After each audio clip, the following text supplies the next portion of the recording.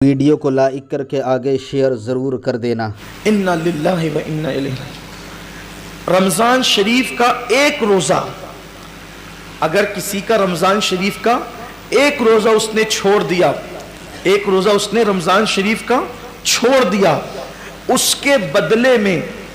زندگی بھر روزے رکھے۔ یہ میں نہیں کہہ رہا ہوں، یہ ہماری کتابوں میں لکھا ہوا ہے، اسلامی کتب میں، اہل سنت کی کتب میں،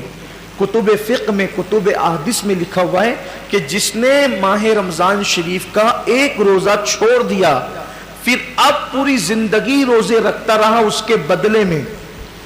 تو جو فضیلت رمضان شریف میں ایک روزہ رکھنے کی تھی، پوری زندگی کے روزے رکھ کر بھی اس ایک روزے کی فضیلت کو نہیں پا سکتا۔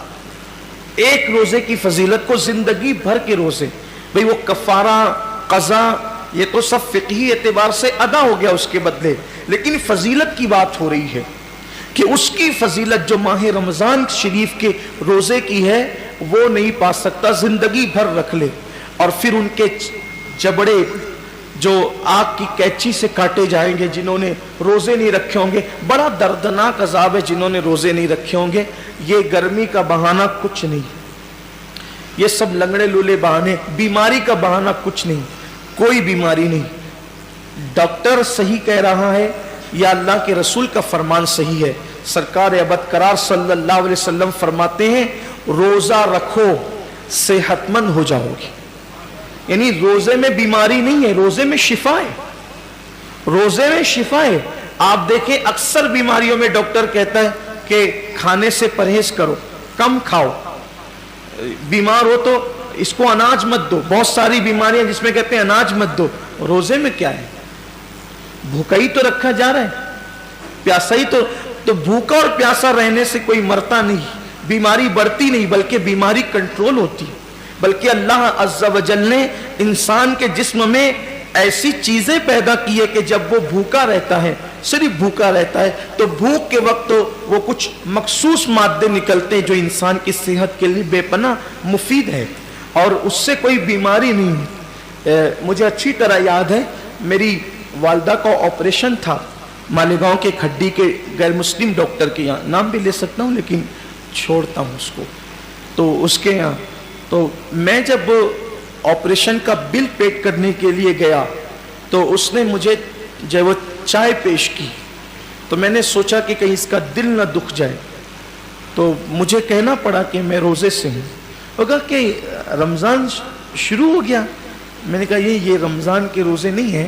یہ 13، 14 اور 15 مہینے کے جو 3 روزے ہمارے نبی پروفٹ محمد صلی اللہ علیہ وآلہ وسلم رکھا کرتے تھے تو ہم لوگ بھی رکھتے، تو سب تو نہیں رکھتے۔ میں نے سب نہیں رکھتے کیونکہ وہ ضروری بھی نہیں ہے، فرض و واجب نہیں ہے رمضان شریف کی طرح، لیکن یہ سنت ہے، اور یہ ایسی سنت ہے کہ سفر میں بھی حضور علیہ السلام اس کو نہیں چھوڑتے تھے۔ اور ہمارے نبی صلی اللہ علیہ وسلم نے فرمایا کہ جو یہ روزے رکھے گا تو اس کے چہرہ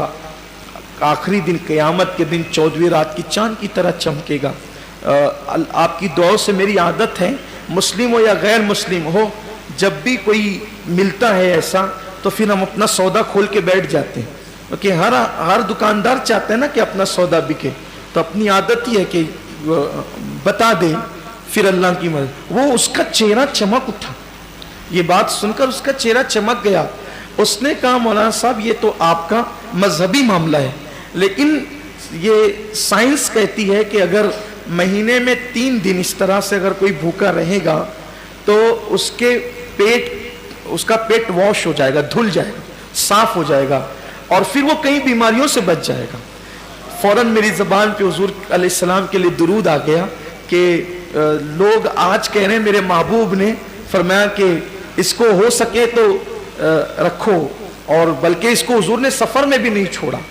تو روزے کہنے کا مطلب یہ ہے، اللہ تعالیٰ ہم سب کو ریاکاری سے محفوظ رکھے۔ صرف ترغیب کے لیے میں نے عرض کیا کہ آج روزے پر تحقیق ہو رہی ہے، ریسرچ ہو رہی ہے کہ روزہ رکھنے سے بیماری نہیں بڑھتی بلکہ شفا ملتی ہے۔ ہاں